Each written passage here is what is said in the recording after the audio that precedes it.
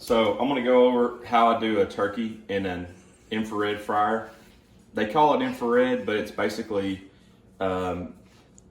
it's using propane, and the heat is all trapped in between two layers.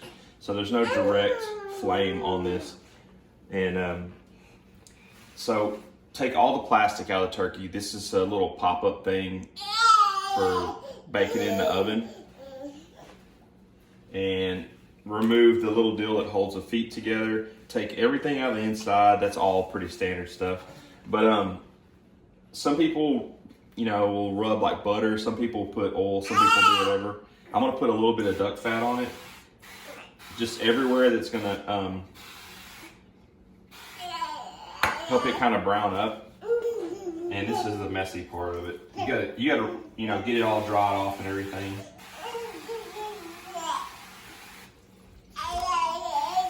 Jim wants to help me. And then I'm gonna take some seasoning without sugar in it. I've heard people say that whenever you do your turkey, if you get sugar on it, sometimes it'll burn it. The sugar will caramelize, the sugar will burn. So I don't know if that's true. I've never tried it out. I just stick to what I know.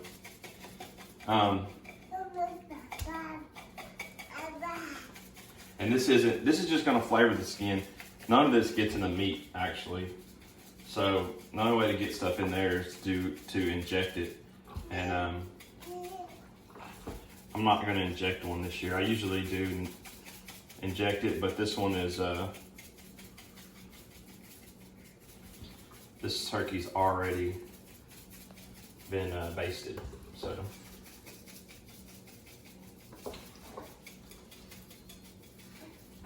I'm just getting every bit of surface I can get.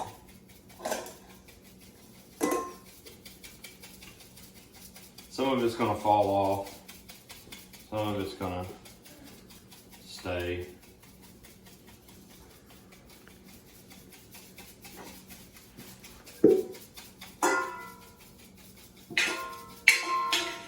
Some people separate the skin and get up underneath there. I don't do that. I like the skin to kind of do its thing. And it says 10 minutes per pound. So we're gonna do 160 minutes. This is a 16-pound bird, but what I'm gonna do is before it gets to that, I'm gonna double check it with a thermometer.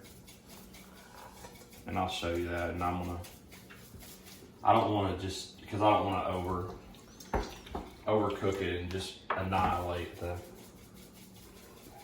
meat, So when I get this thing pretty coated, I might give it one more.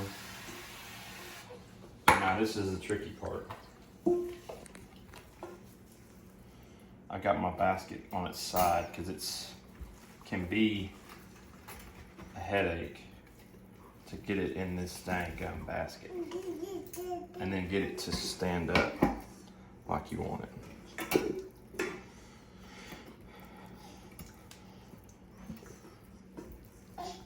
So that's how you want it. And then we'll go out there and I'll show you how it goes down inside of the deal. Okay, so this is my infrared fryer. I came out here and got it going. It's only 2 buttons. You turn it all the way on and you light it with the electric start. Propane's wide open. I lit it about 20 minutes ago, 30 minutes ago. But I'm doing it here on my porch because it's raining all day.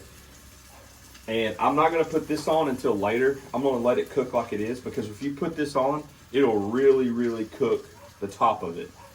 And I've tried stuff in years past. I put sausage on top of there and did this, and I cooked the sausage, let the sausage fat drip over it. But the sausage also cooked too fast. So I'm gonna leave this off of here for now, and I'm just gonna keep checking it. And then I'll come back to it and Once I see it start to brown on the sides, I'll put the top on it, and what it'll, I guess it just basically just kind of reflects that on there. But yeah, this is the CHAR-BROIL Big Easy, and that's all there is to it. There's no oil, there's none of that stuff, and that's kind of why I do it, because it's easier. And it gets the skin crispy, and that's all you're really wanting when you're boiling it anyway. I mean, not boiling it, but you're frying it anyway. So I don't find that it dries it out or any of that stuff. So I mean, I bust this thing out once a year. It's about all I use it for is doing this. So anyways, we'll check back, and I'll show you whenever I probe it, and show you how we check the breast and check the temperature on it. Okay.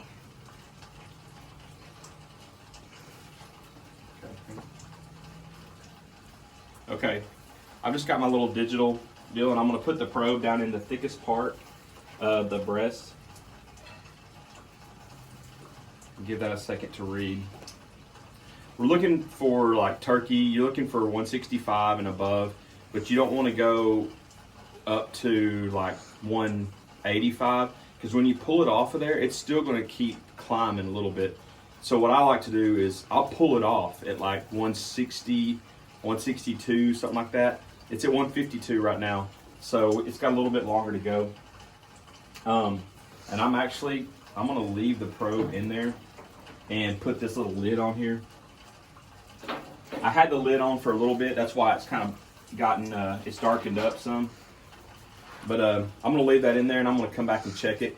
And it's been on there for exactly 180 minutes. And that's a 16-pound bird. It said 10 minutes per pound, but we're not quite there yet. So when it gets to just right around 160, starts getting close to underneath that 165, I'm gonna pull it off.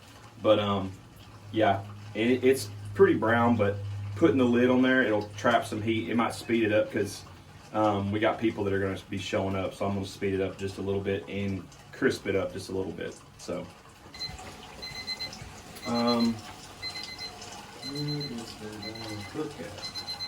It's inside on the counter. Yeah, it's okay. All right, got it? Yeah.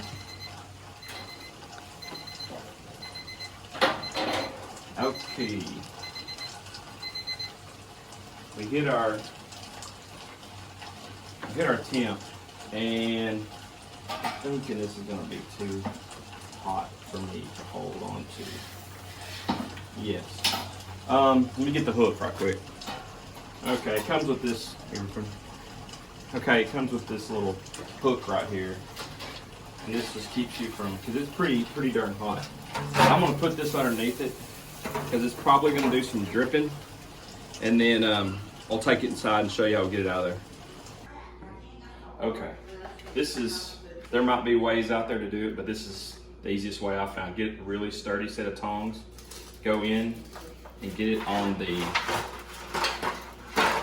backbone, not the breast. And you just kind of work it out of there. And then when you get it out, you can do your, turn it over. Normally here, let me set this down. So once you get it out of there, then you can kind of handle it from the breast side up, but pretty much.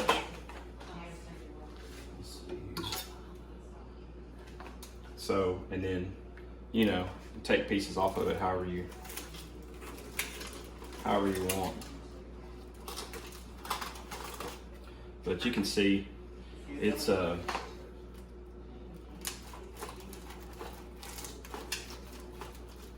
just as crispy as if you had fried this thing in peanut oil.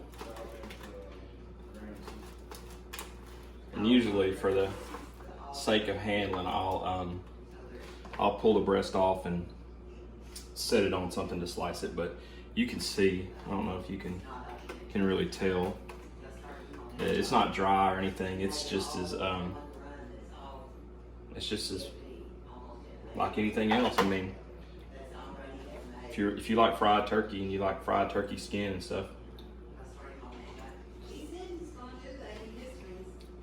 I probably could have put the top off of it and cooked the skin a lot slower, The skin got pretty well done. And I'll be able to eat it in some of these other places, but the skin wouldn't have a lot of fat on it anyways. I was looking at it before we put it in there. So it was pretty, wasn't a fat turkey. It wasn't like there was going to be a lot of drippings or a lot of, the skin was going to be able to withstand the heat anyway, so.